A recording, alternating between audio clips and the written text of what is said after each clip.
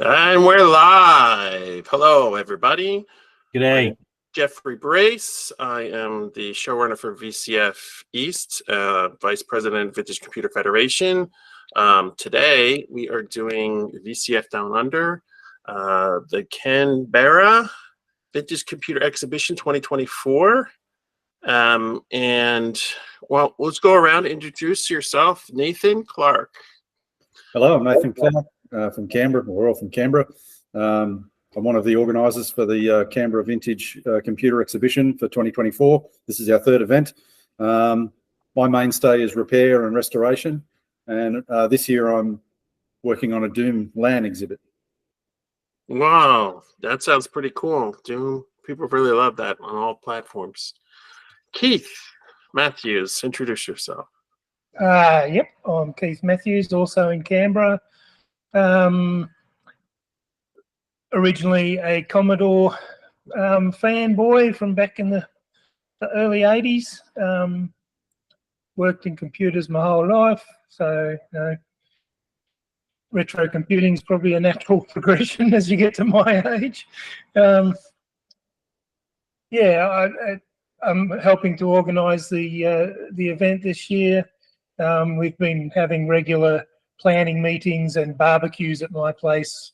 I throw open my place for people to come and cook sausages and have a good chin wag and do some planning. We got another meeting tomorrow, actually, and it's been going well. The planning this year, it's much more organised than previous years. Previous years have been more of a throw together, and this year we seem to have a lot of people coming out of the woodwork and doing a great job and putting their hands up for specific jobs, specific presentations, specific displays. We got onto the display planning quite early, which was great. The other guys made a great spreadsheet which lists all of the gear that people intend to display, and helps a lot with regards to, Nathan's done the calculations on how many tables we need, and I don't know, what was it we decided, 1 meter per display or something like that, per device? Yeah, there's a calculation between amount of meters of space and how many tables, and looking at the videos of last year's event as well, and 1, 2, how many tables did we have, because we weren't organised, so but we worked it out. Yeah, and this year we're planning on so the last few years it's been just whoever's been displaying just brought along their gear, found a spot on the table and displayed it in no particular order. Last year we tried to put a rough order of the brands, so all the Tandy stuff was roughly in one place, all the Commodore stuff was roughly in one place. This year we're going to try something different, which has turned out to be a little bit difficult. I can tell you all about that. Yeah, we wanted to try and do it roughly in decades. And that's great if you're a museum or something. But if you're a bunch of casual guys wanting to bring your gear in, and you've got stuff from every decade, that means your stuff gets spread over a whole bunch of areas of the display. So anyway, we're working our way through it, and I think it'll be a good display. And this year we're trying to add give it a more of a VCF type feel by having some presentations by people, and also having a panel, which I always love watching the panels from VCF and from Tandy Assembly and shows like that, because you get some great stories from the people that are up on the panel and some great interaction with the people that are in the crowd. So we're going to do that as well. It's only a one-day event, so it's a little difficult to squeeze it all in. Anyway, that's my bit. All right, thank you and welcome. Ian Maverick, introduce yourself. How do you do? Ian Maverick from Melbourne here. People may know me from my previous work with Tandy Assembly. I'm part of the committee. I'm also the MC for the trivia game and the auctioneer for the auction. I fly out to Ohio once a year to do that. So my interest has always been, and is at the moment, all things Radio Shack and Tandy Computer. I think it's fair to say I'm a world authority I think that's fair to say, indeed. Yes. All right, welcome. So I'm from Melbourne, which is about 500 miles south of Canberra. So I'm one of the there's a small number, but a growing number of people who are driving up to Canberra for the event. So at the moment, it's a one-day event, and I guess we're aiming to grow it into a really good, large, multi-day event with time. Yeah, absolutely.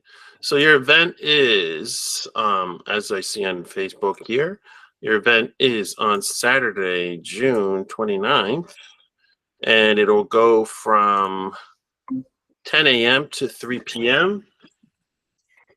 All right, so you have this Facebook here.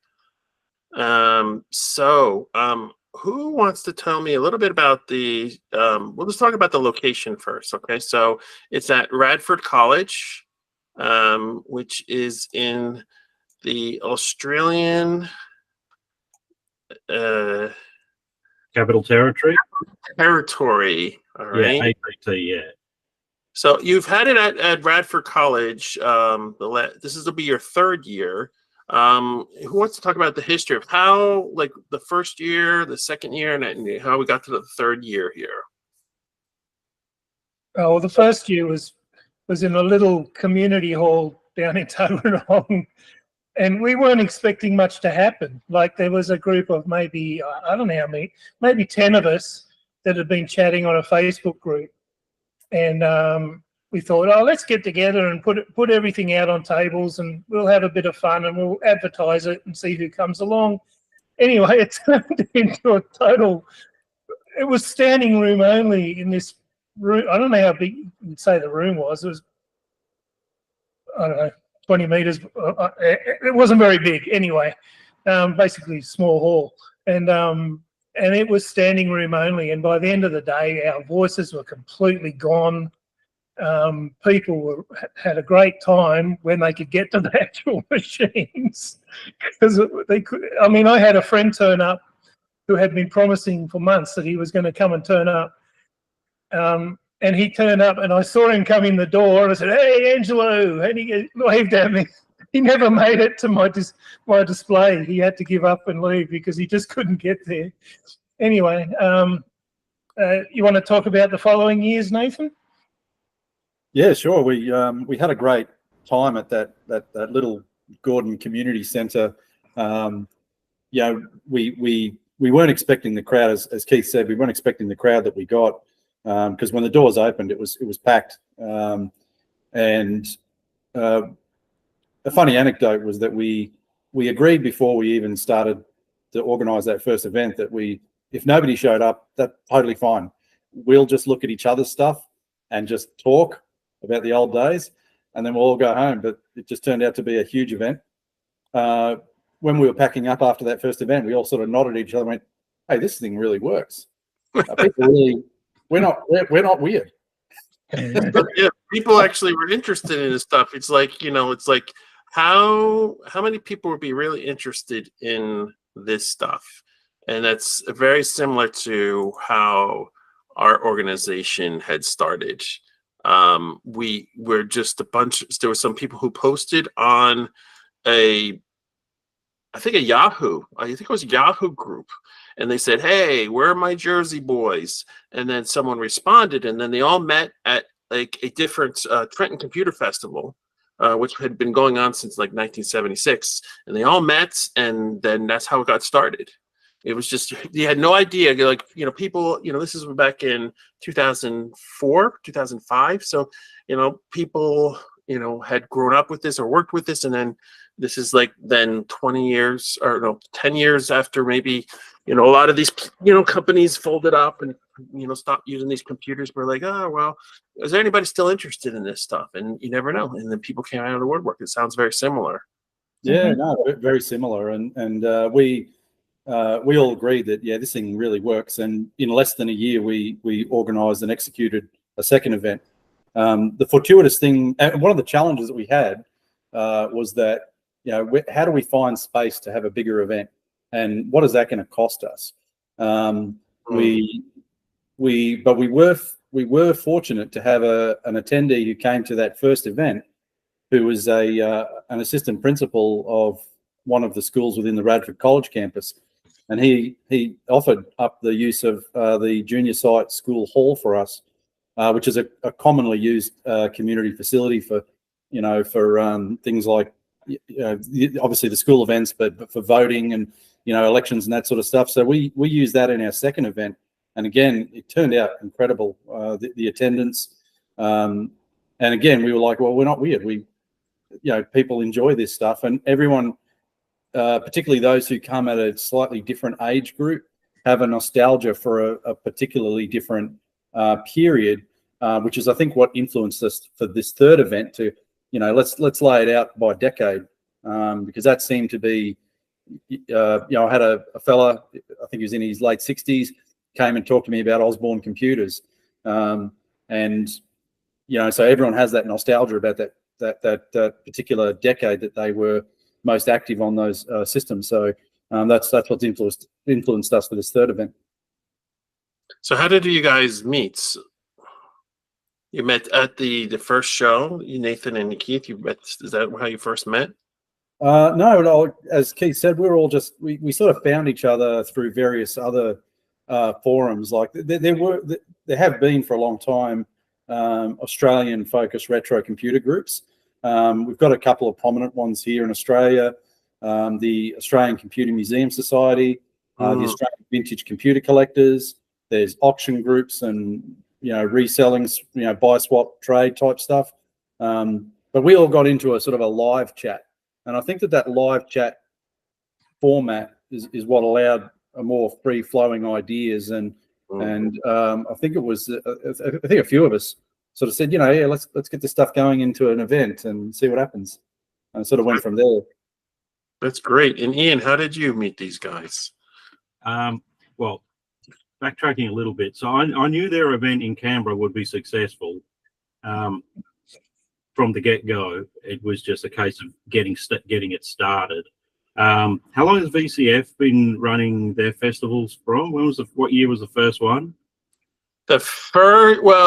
VCF, the organization, was officially started in 2016, but the festivals started in 1997. That was the first festival in California. Yeah. So 26 years now. Yeah. So basically the modern incarnation of it is from the mid-20s. We had started there was a group called March, which we started in 2005, and then Vintage Computer Federation in 2016. That's where we sort of rebooted the West Coast festival. Yeah. So Melbourne, not so much Canberra and Sydney, but definitely Melbourne has a big long history of what we call computer swap meets. So like a ham fest, but just for computer stuff. And we held the first one here in 1990, and they were relatively successful for most of the 90s and up until the early 2000s, when computers really became kind of boring and commodified and not particularly interesting. But the people that ran the computer swap meets never stopped doing them. So there's always one on every few weeks. There's at least 2 a month on in Melbourne. So around 2017, I decided that it's worth a shot to approach the organizer and say, right, how about we take 10 tables and we hire 10 tables and we just bring out all our vintage computers, like the classic car people bring out their classic cars on a nice day. And because it's a public event, you have a good amount of public, the general public coming through. And they turned out, they were getting bigger and bigger until the lockdowns, the world famous lockdowns in Australia that I'm sure you heard of. Yes. At the time, sort of made us mothball that for the time being. But for a while there, and even now that we're starting to do them again, we're getting bigger and bigger turnouts each time, and people are, we've met the general public who are sort of like, oh, I've been messing around with my 64 or my Apple IIe for years. I didn't know that there were groups like you that do stuff, and which is kind of weird at times because they're like internet connected, social media connected people, and yet they never thought to do a quick search to see if there's still a fan base for their favorite computers kicking around. So so yeah, and when they announced that they're doing the first one in Canberra, I obviously didn't make it to that one, but I did sort of tell them, you know, yeah, it's going to be successful. I could tell them that before they even ran it, and when they sort of were laying out the plans for 2023, yeah, I just said, yeah, a bunch of us, well, a few of us from Melbourne and a couple of more from Sydney were prepared to do the long drive there to support the Canberra guys in their endeavour. So yeah, and I can speak that the presented place, it's easy to find, it's central. I believe it's a private school, so the presentation of the place is top notch. It's a great facility there, and this year, even at this early point in time, the design for the place and the show already looks like it's going to be, you know, around at least 1/3 bigger than 2023. That's wonderful. Someone had asked on the chat whether there were tickets, and they said there's no tickets required. So so this is a free event, in other words, right? Yeah, we'll probably have a bucket or something for gold coin donations. You know, our smaller coins in Australia are sort of bronze in colour, so people can chuck a donation in there to help for, you know, miscellaneous expenses. I think last year Jason had to go out and buy a bunch of power cords and extension cables and things so that we could hook stuff up, and that all costs money. So yeah, we're going to actually tomorrow at the meeting, we're going to discuss a potential idea that's been given to us by the ACMS, Australian Computer Museum Society, who's a registered charity, to potentially have a way of people donating to through them to you. Yes, yeah. That's a good idea. That's a good idea. That VCF Midwest, they finally became a proper nonprofit charity. And Southwest, that's the first thing that they did. So that makes it a lot easier for people to donate to you directly, and you have a lot more protections, and people can more easily do it and take it off their taxes. So that's a good idea, long term to do. But in the short term, you can go through another organization. Yes. Yeah, well, that's what they've offered to do for us. I'll get Adrian, who's the president, Adrian Branlovic, who's the president of the ACMS, to probably dial into our meeting tomorrow and explain the details. But it sounds like it could be very useful. It means that it's something that we don't have to worry about anyway if people want to donate and get tax breaks or whatever. But yeah. So it's at Radford College. So was it three? This is like the third location where it was. As you said, there was one location, and then there was Gold Creek School, and now it's at Radford College. And so this is the third location that you've had the event. No, this one's at Radford College.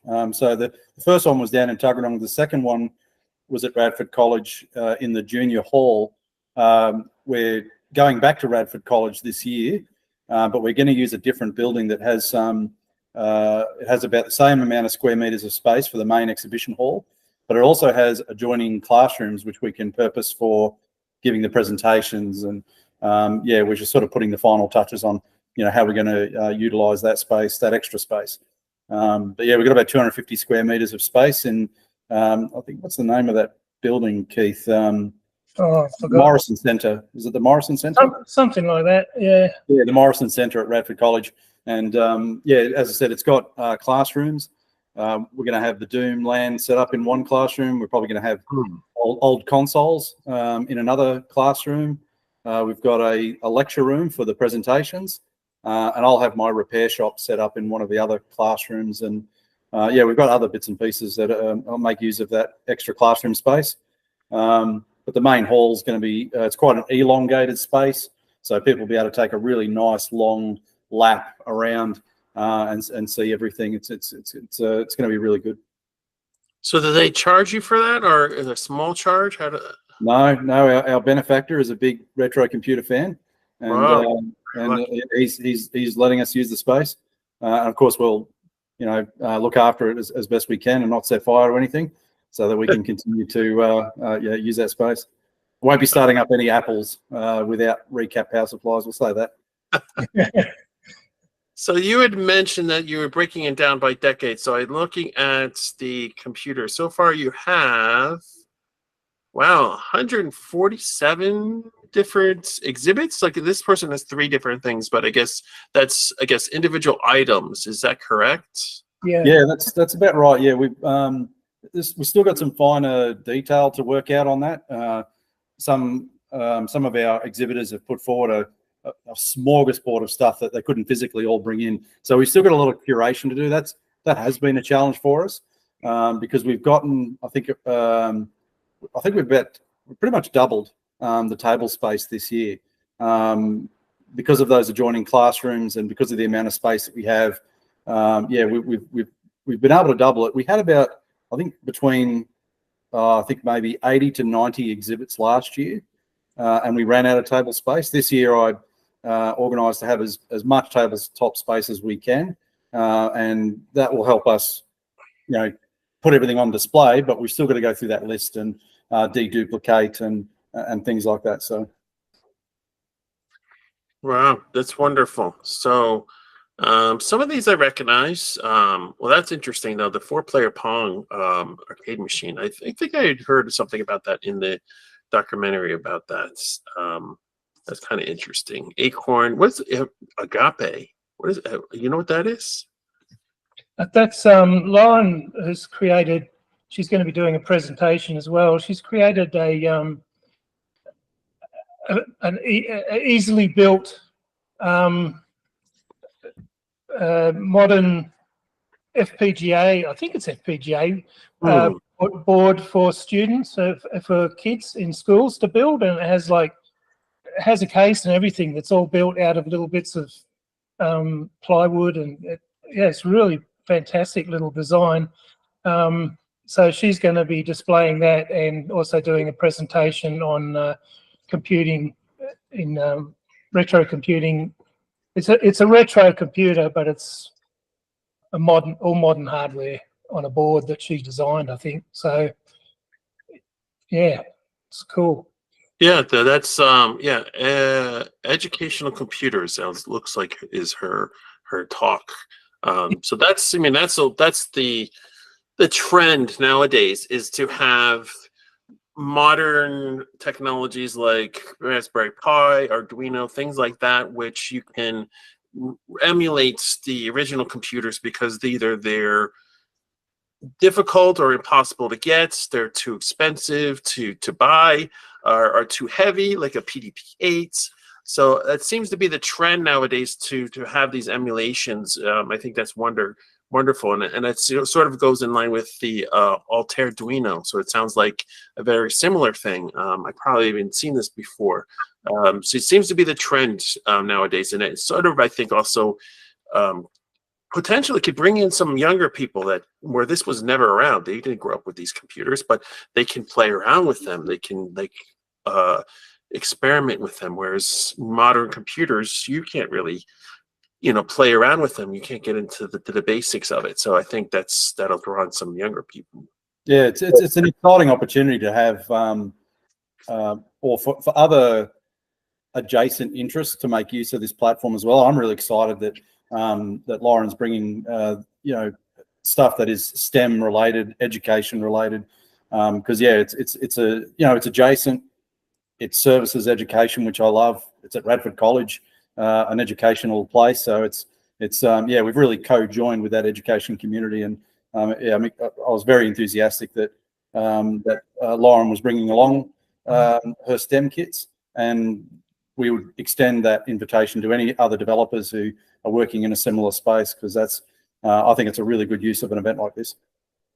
Yeah, it's wonderful. Someone had actually asked about the parking. Was there good parking there? That's always the issue at different Yeah, shows. no, the parking is great. Yeah, no, plenty of parking. It's right at the front of the Morrison Centre. So yeah, and there's yeah, plenty of space there. It's a very short walk from the car park to the front door of the Morrison Centre. Wonderful.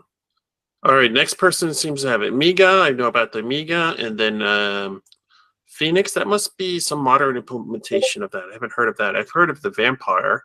No, actually, it's actually an old. I have one of those as well, and this one in particular, Michael's one. He's built it into a very, very nice Perspex clear display unit, so you can see it, because it's a board from back in the late 80s that was designed by a group in South Australia as a complete replacement for the Amiga 1000 motherboard.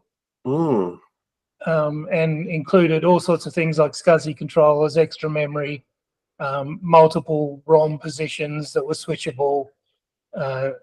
Yeah, I had one in my Amiga 1000 back in the day, and I still do, actually.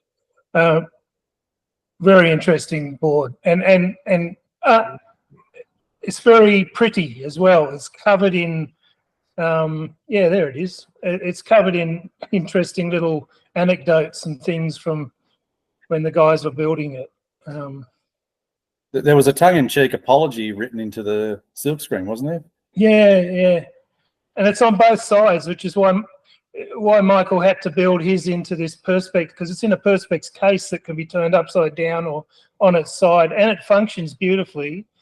So you can see it functioning, and you can read all the little bits. It's quite good. I've never heard of this. This is wonderful for me too, because one of the things that happened at VCF East was there was someone who brought a bunch of clones from South America, I think Chile or something like that, or Argentina. So there was all these clones of. So it's amazing to hear about computers that would just never made it to where we are. So this is good for me to learn about this, but that's wonderful. All right, so we got the Phoenix, the Vampire. That's I think that's definitely a modern thing, right? It's the Vampire. Yeah, that's good. Yeah. But it's always fun to see that. Amiga 600. I guess Amiga 600. What is the role is the 600? So I know about the 1500, 2000, 3000. The 600, was that trying to be a little bit saving of money? Is that what that was about? It was a cost reduced version of the machine. So they needed the Amiga 500 by that time was becoming quite dated, and they needed something new and preferably smaller. They had plans for a replacement of the 500, which was probably around the same power of an A1200, but that was going to cost a fortune. So the 600 was a compromise, and it was still much more modern than the 500 because it had a PCM CIA slot in the side that you could do networking and external disks and things with. So it was physically small, much smaller. This is interesting. A AOS Executive. I've never heard of that. Is that also an Australian thing? Never heard of a AOS Executive. Only called here, AOS. Yeah. It's an early luggable portable. Very expensive, new, very rare to find these days. And Alan's got a working one. So wow.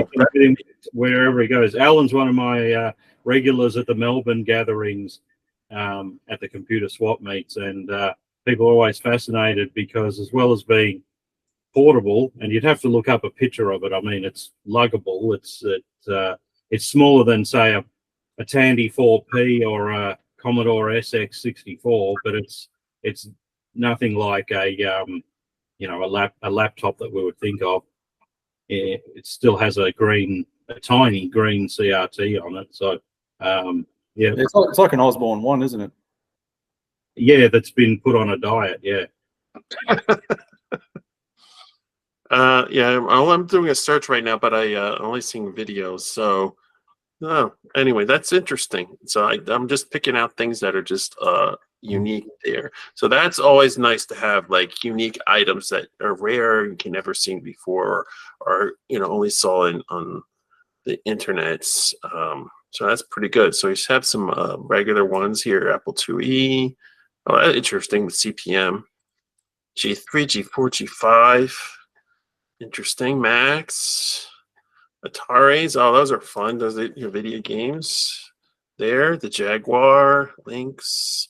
Lynx 2. I didn't know there was a Lynx 2. Is that something? It says 80s. Maybe that came out and then it was not popular. Interesting. Atari ST. VCF 6 switcher.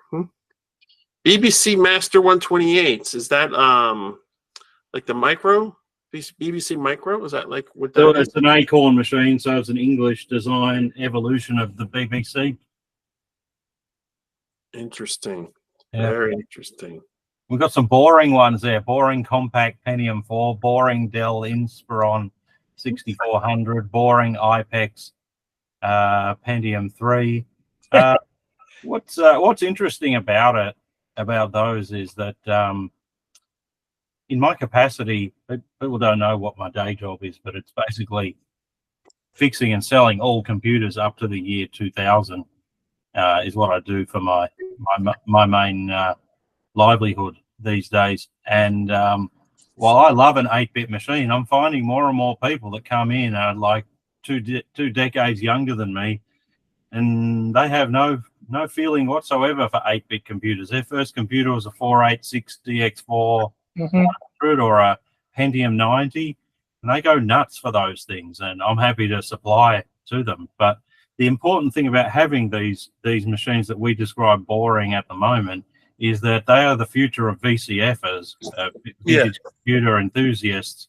So at one point I was like throwing in the dumpster, e-waste here, every Pentium 4 I got my hands on. Now I've started to sort of speculatively store away some of the ones that I think may have future value to collectors, because like trying to find a really nice 486 DX266 or a Pentium 200 MMX system, there's people that want them, but trying to find them at times in good working condition and everything is got to think about the future of vintage computing as well. Mm. Yes. Go ahead. I was going to say William is actually quite young. Yeah. So, and he's put those in there because one of the ideas we had was to try and get together a display of all the various versions of Windows over the years. So that's why he's added those. Yeah, that's something that we ran into a couple of years ago. I don't even know how many years ago. They were like, "Oh, the 486 is so retro." I'm like, not to me. So it's all relative, right? So it's a moving needle throughout the years. Where it is each year the needle moves a bit, and you as people trying to maintain and grow the hobby, we have to be mindful of that. In some of the groups that we have in Australia, I'm not going to name them, but if you start talking about something that's less than or just over 20 years old, you get a whole bunch of people saying, hey, this is a retro computer group. Unless it's got 8 or at the most 16 bits, it's not a retro computer. And I'm kind of like, time stops for no one. And it may be dull at the moment, but at some point in time, these are going to have some nostalgic value. A Pentium 4 or an old AMD or something there's going to be fans for it in the future. It's not wise to alienate them at this point in time. Yes, I agree with that. One of our former leaders was like not into the DOS machines, but that's still something interesting, something significant, because even though it started with IBM PC, and it went off, and then they were all clones and they were all boring, but that's still history, and that's still there, and even though there was millions and millions of them made, well, people start tossing, well, maybe there's not going to be so many left. So it's still history. It's still interesting to some people. And I think, it's something you need to preserve it to some extent. So, even like the iPhone 14 here, eventually that's going to be retro, right? In 15, 20 years, it'll be like, oh, wow, an iPhone 14. So you never know. You'll watch in a few years' time that where it says boring on the screen there, that'll be dropped off, but they'll just be compact Pentium 4 and Dell Inspiron 6400. But yeah, I mean, some of the rarer cards and things for the DOS era machines are really getting up there in terms of collectability and value. As the generation after us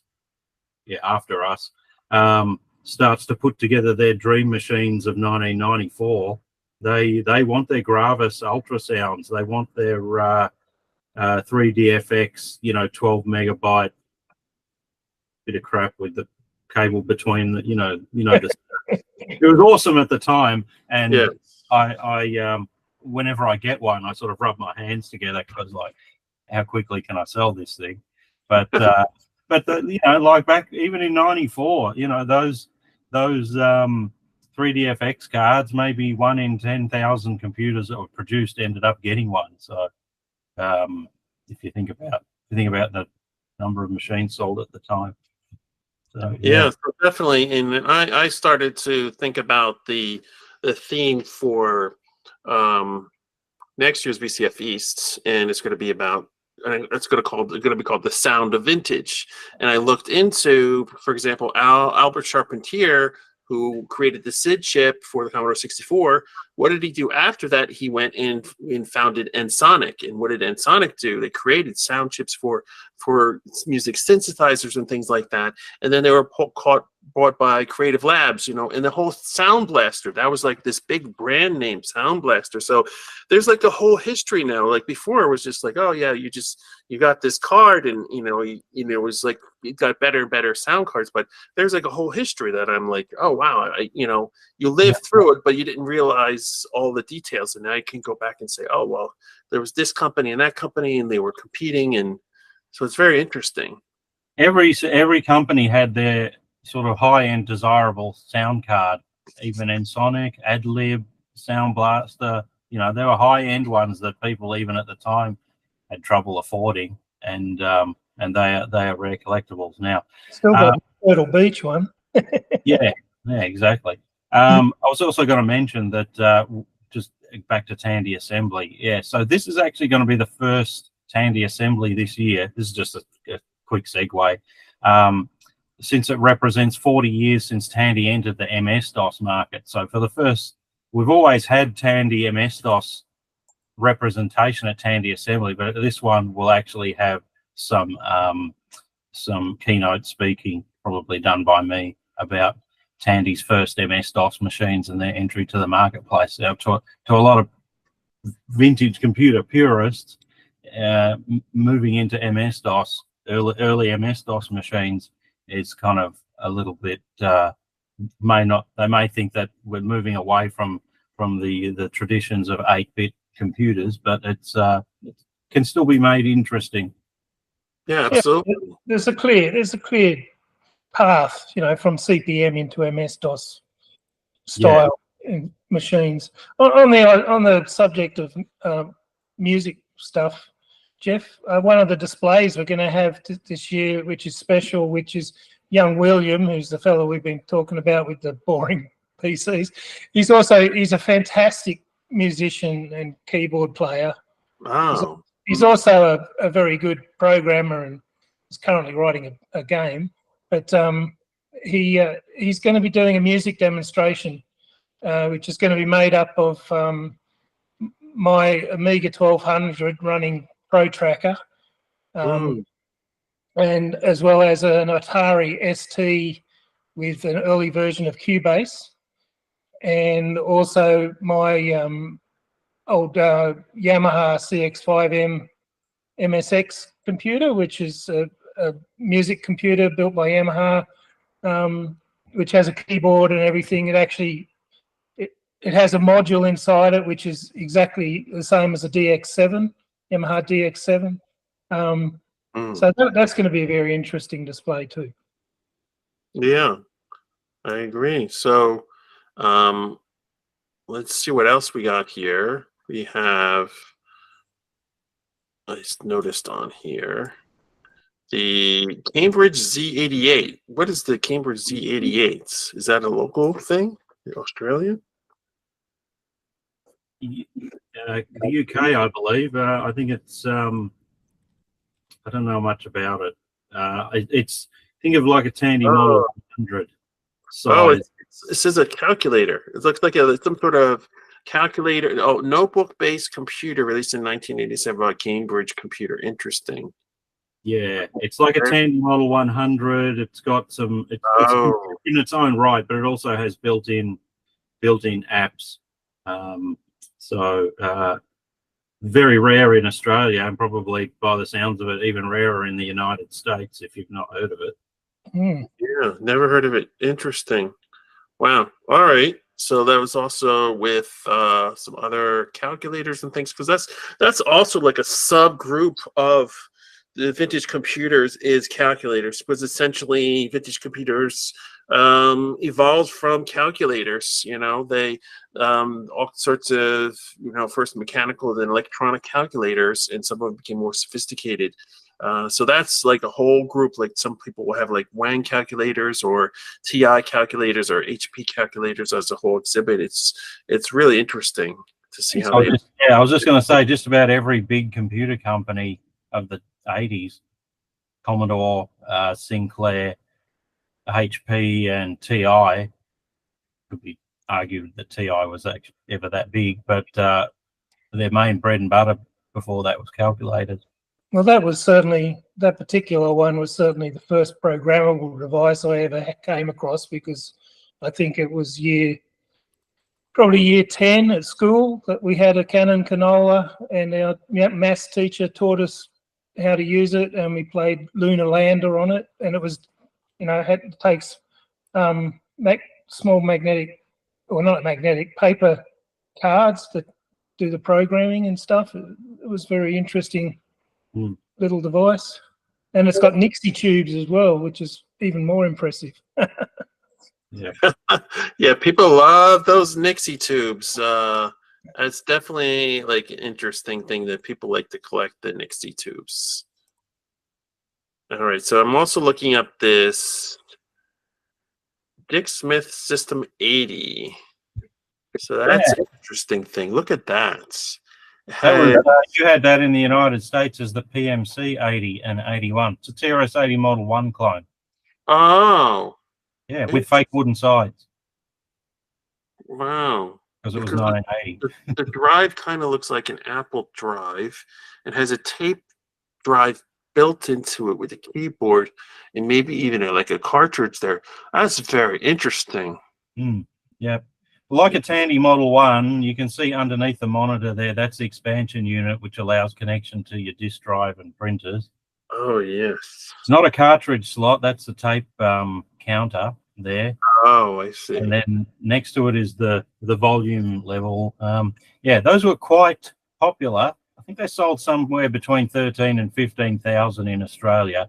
Doesn't sound like a big number, but given the time and the amount of people interested in buying computers, that was a respectable seller, the Dick Smith System 80. But you got it in America as the PMC 80, and it didn't really make it a dent anywhere. Now they're a rare collector's item. Oh, yeah, I never heard of that. All right.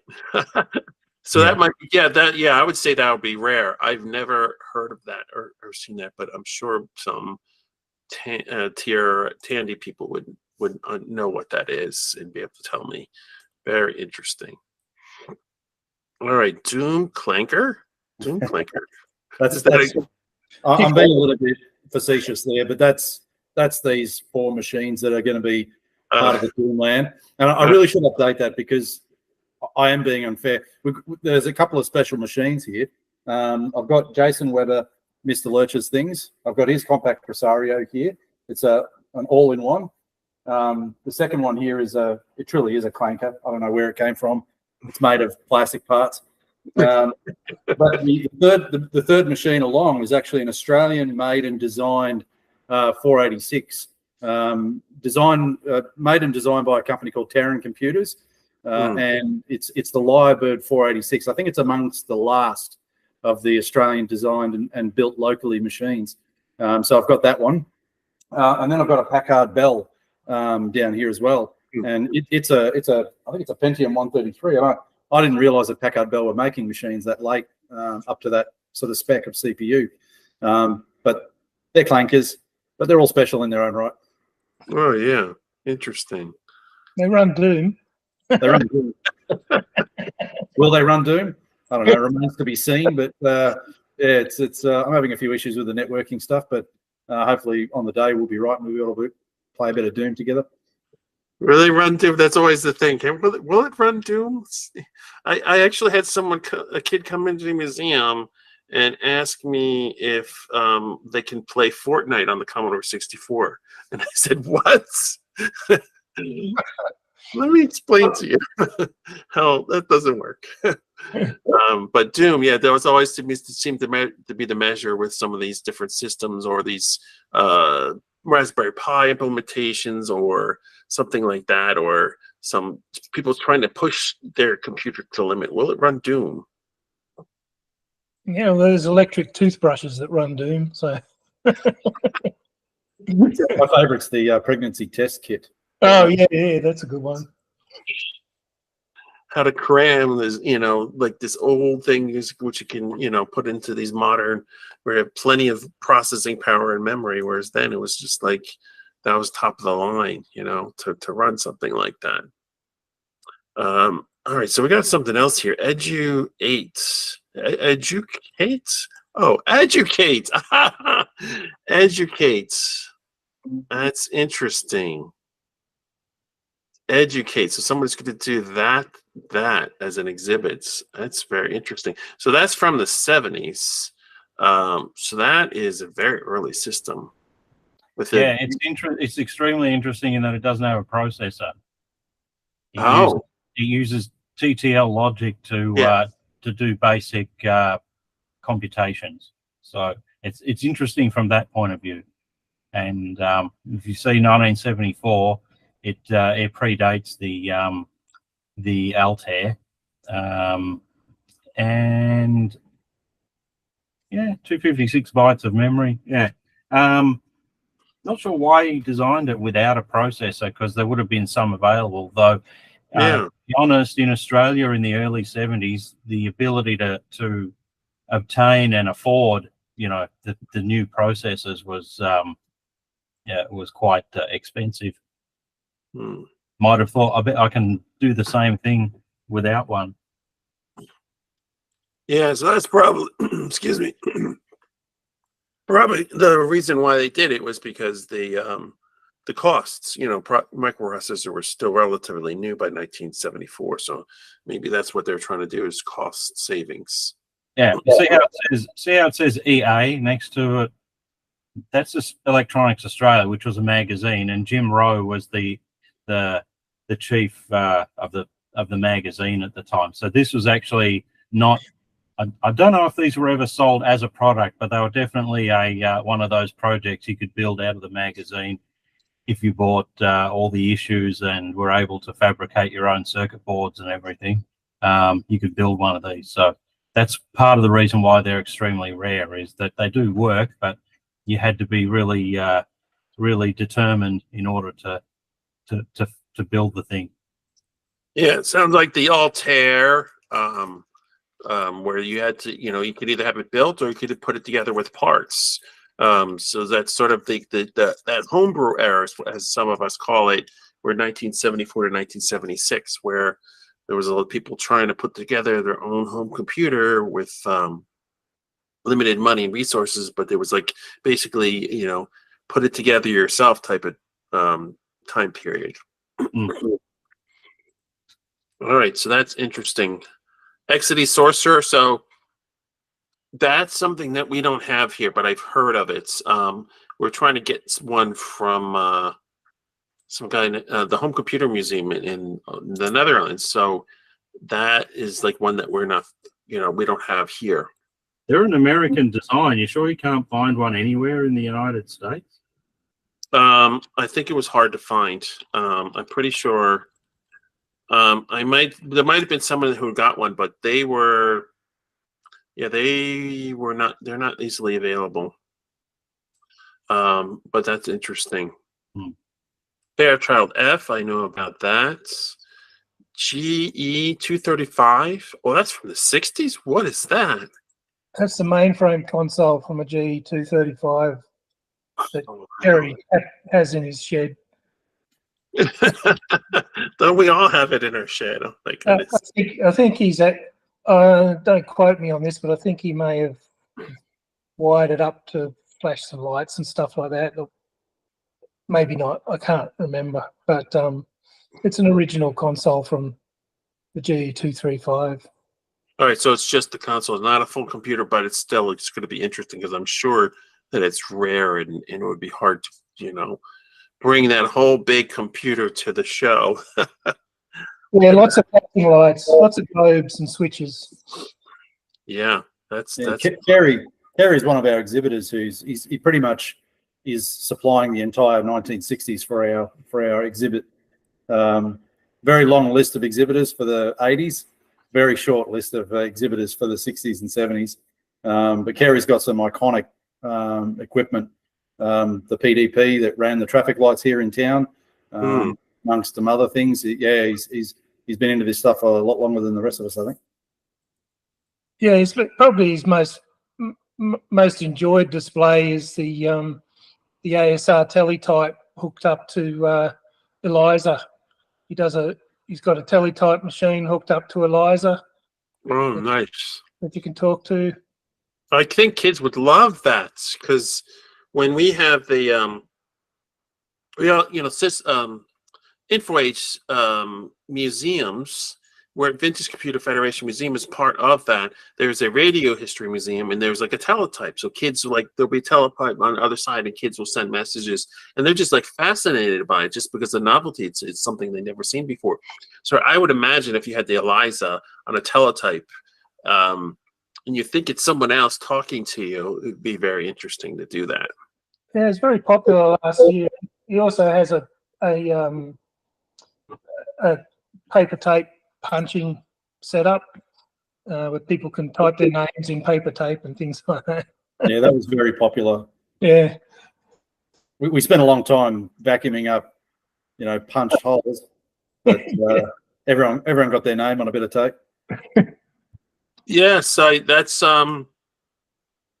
what we have in our museum is we have the paper punch on the PDP-8s. You can go to the teletype and type in letters and then it'll print it out on the paper tape, whatever you type. And we like to give that as a souvenir. It's like a very quick and easy way to do it. All right. So we have a Hamanex TVG 07C. It looks like a video game console. That's exactly what it would be. Hamanex made a bunch of different Pong, ostensibly TV game consoles. So yeah, there'd be a lot of different variations on that. Very interesting. Yep, very popular pre-Atari 2600.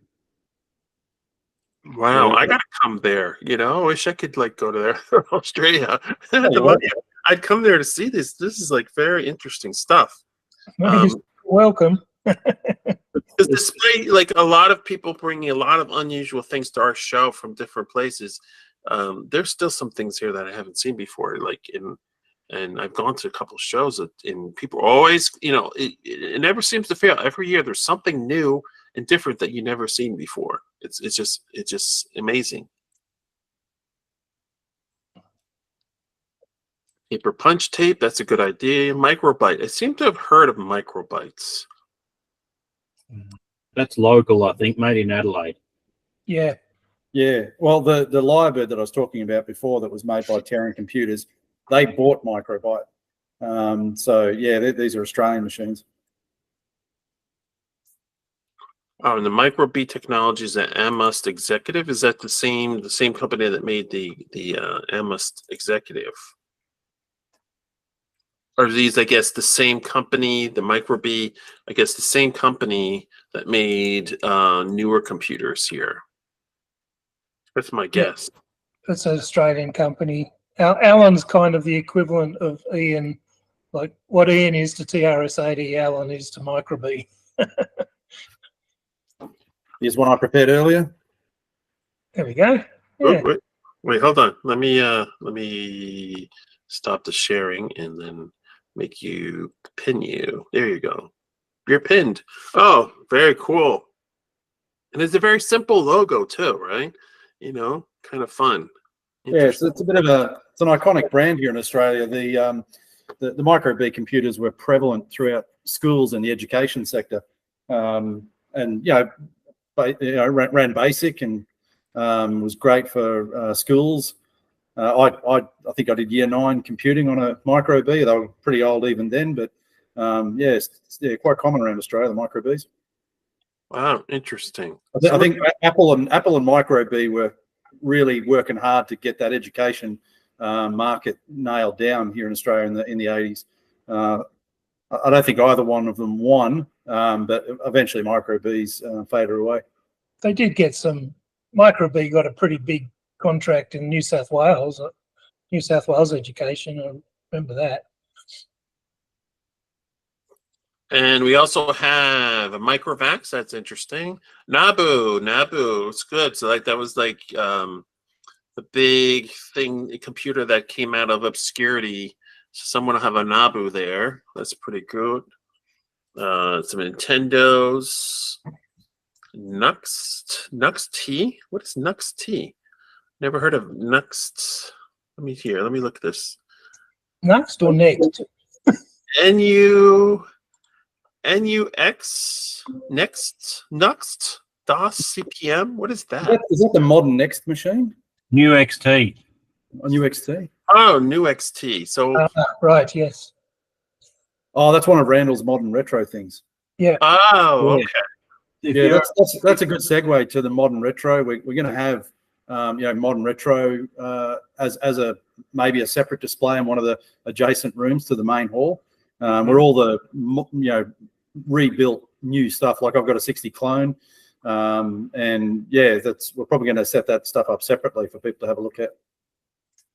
Yeah, it still has a place, modern retro, because all these old floppy drives and hard drives, you can't keep them going forever, no matter how much you repair them. So you have to come up with new storage systems, and the modern retro keeps things going. You can still have the retro, but to keep it going, and sometimes you just want to use it. You want something that's reliable. Olivetti, I think someone was supposed to bring Olivetti, but they didn't make it 2 years ago. That's a Italian computer, right? Yeah. Relatively popular here and in Europe. I'm guessing they didn't really make much of an imprint in the US. No, I never heard of it, never seen it before, other than someone was going to bring it from Italy. Not at all. Panasonic 3DO, PET, I heard of the PET. Pinebrook Pro, oh, that sounded like a more modern thing. RISC processor. Oh, there's a music demo. Oh, so this Roland, I think you had mentioned that he was going to do. That's one of the MIDI units that he'll have connected up to probably the Atari, I would imagine. Yeah. Very cool. Very cool. There's people that are putting in the chat. That's the modern XT clone. Yeah, so there's more people joining the chat. We're up to like 11 now. Well, there's a burgeoning future that's worth getting behind, Jeff, where people are taking existing hardware and recreating it, and for the purposes of that the stuff is either so old and unreliable. So the first one that comes to mind there is obviously the Apple I clone. Yeah. Which has been around for years. But in the last sort of 6 months, some guys have actually done this, which is the TRS-80 Model 1. Actually, it's one guy called Marcel in California. So this is a TRS-80 Model 1 motherboard. It's exactly what you find in one of these guys. Yeah. Yep. And because they are getting so hard to keep up and running, brand new board if you want to build one. Yes. So, and that's not just in Radio Shack. That's in all sorts of different platforms at the moment. People are reverse engineering stuff before the ability to do it has been lost. So Yes. that's something that's is an interesting direction that retro or vintage computing is heading in. So that's something that is going to feature more and more prominently in vintage computer shows as well.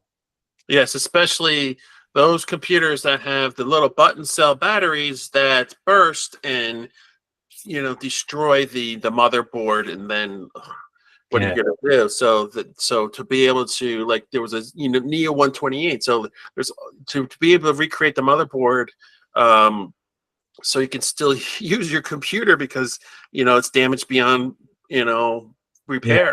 I haven't been following it closely, but I believe the Amiga guys have gone a fair way into recreating the motherboards for their systems. All I remember about the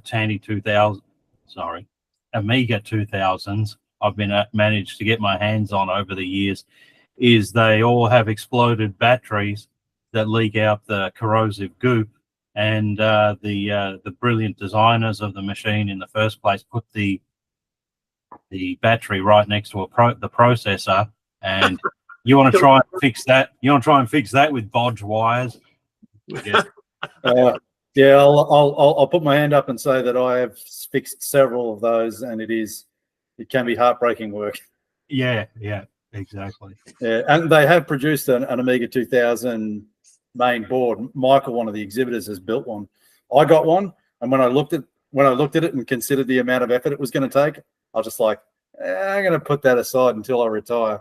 Oh yeah, I know. I mean, I'm not building this thing anytime soon, but I just kind of wanted to have a look at it, and I know there are a few guys building them at the moment who are good on them if they. I've done a 60 clone. That's a Commodore 64 reproduced board, and I've got a Vicky 20, and they're not anywhere near as intimidating as stepping up into 16-bit. It's going to take 4 or 5 times as long.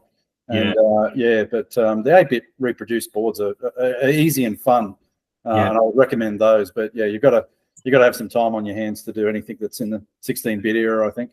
Yeah.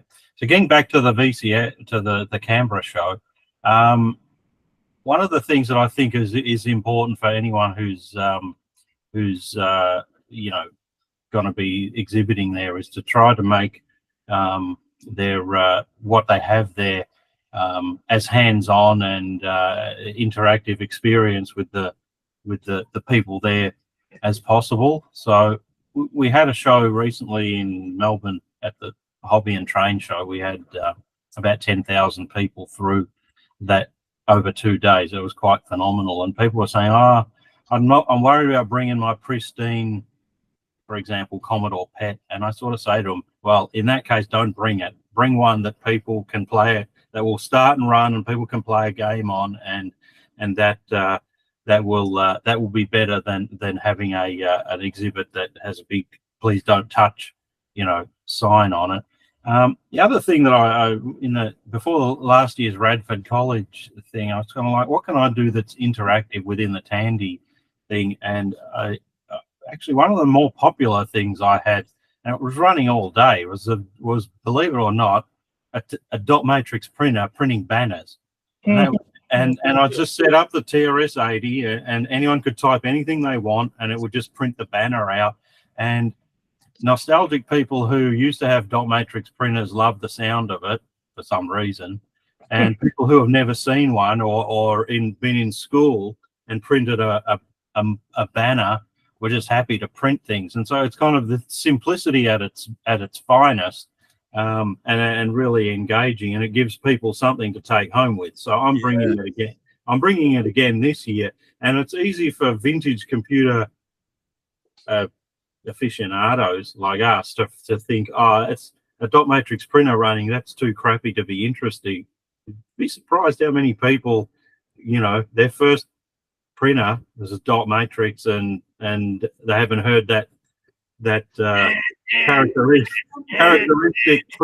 printing sound, you know, for 3 decades. So yeah, so I'll be bringing that along again. But the trouble is, my wide carriage printer is about 1 meter wide, so I'll have to talk to you, Nathan, about where we're going to put it, because if we're going to run out of space at this rate.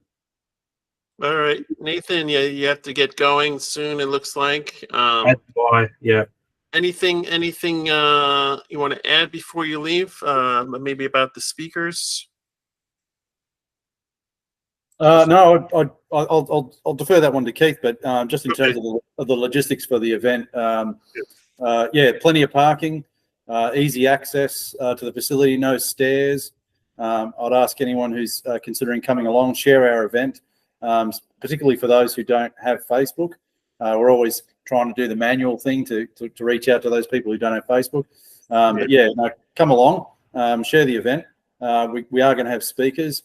We'll have modern retro. We'll have repair and restoration. I'll have my retro brighting rig there. Yeah, it's going to be a great event. So yeah, spread the word. Yes, Saturday, June 29th, 2024. Yeah. And for out of towners, I was going to say, I stayed at the Ramada Hotel, which is not far away from there last year. I was pretty happy with it. So and they have plenty of rooms there, and you know, very short drive to the site. So that's well, if you're coming from interstate or whatever, that's something you have to consider. maybe I'll on the website, maybe I'll put information that's on the Facebook in case people don't have Facebook. I'll copy some of this information here onto the VC Fed page. I created a quick page here. So all right, well, thank you, Nathan. Does anybody else have to drop off? We can wrap it up a little bit here, or keep going for a little while.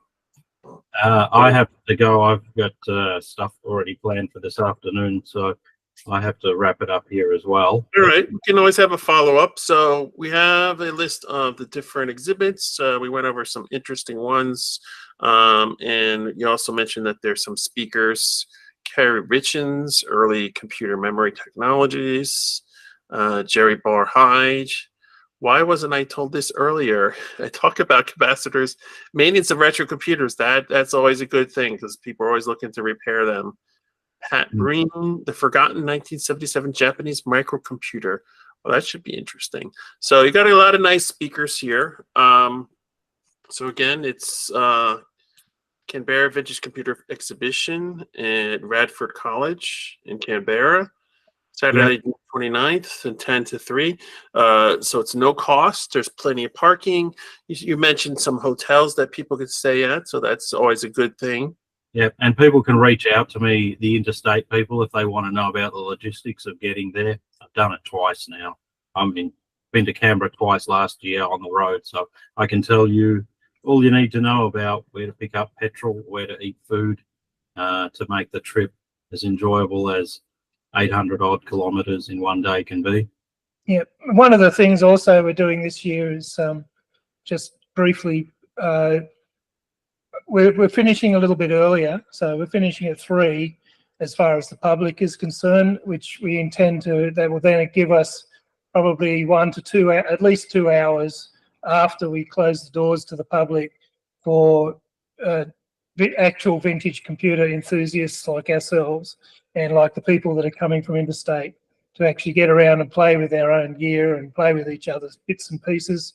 And then after all that's done and we've done the bump out, assuming we still can breathe and have some energy left, we intend to have some sort of a dinner and a get-together with all the interstaters and whatnot, and that should be fun because we want to try and make it a whole lot more personable and build community. Great. Yeah, that's wonderful. And you think eventually you can scale it up and use more spaces in that place if the event grows? Oh yeah, I'm sure we'll be able to, or we could move to somewhere else. But I'm happy to talk to the event organizer on the group's behalf because I'm from out of state. I can have a talk to him about how to grow it. yeah, I have the luxury of traveling to the US regularly, and so I've seen what I want it, how big I want the shows to become, and do what I can to grow it. yeah. Well, and you guys like Tandy Assembly that you'll live on site, right, in the hotel. Yeah, Or, right. which is something pretty cool. Yeah, that's like Kansas Fest. Kansas Fest, there's a college dorm where they do their event. They stay in the dorms and they just hang out and go from dorm to dorm playing with computers. I haven't been there. I've heard it described, but it sounds like a fun thing to do. Like Hopefully we'll build it up into something similar. Cool. All right. Well, thank you guys. Hope your event is very successful. Let me know how I can continue to help you, either with the website or advertising. Sure, people will put comments in this stream once we end it. So I hope this will help you to get more people, to get more recognition, and to bring people together. I think for me, that's the main thing, is bringing people together with common interests, which makes it a lot more fun. So you're not just an island, you're part of a community of other people that really enjoy this stuff. And do come out one year, Jeff. I bet after the videos are put together of this year's one, you'll be thinking, damn, I should have hopped a plane and just went. Well, I appreciate those that come from Australia, because we do have that occasionally come from Australia to our show. So I appreciate them coming there. So because it's gonna, just hard for me to get there as for you to get to me. So yeah. Okay. All right. Well, any last words before I end the stream? I think that's it. Good. All right. Have a good night. So I'm going to end the stream in 5, 4, 3, 2, 1, end. All right. We're off.